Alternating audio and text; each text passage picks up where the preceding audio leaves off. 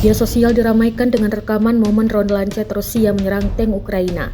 Rekamannya beredar di Telegram pada Kamis 15 Agustus 2024. Dalam keterangan unggahan disebutkan, tank pertama British Challenger 2 berhasil dihancurkan oleh angkatan bersenjata Rusia menggunakan ronde lancet 3. Tank ini disergap saat berusaha menyusup di wilayah perbatasan Kursk, Rusia. Di lain sisi diketahui, Rusia telah meminta ribuan warganya untuk mengungsi dari Kursk dan wilayah Belgorod yang berdekatan beberapa hari setelah serangan yang belum pernah terjadi sebelumnya di wilayahnya oleh pasukan Ukraina. Ini serangan lintas batas yang paling signifikan sejak Moskow menyerbu Kiev pada Februari 2022.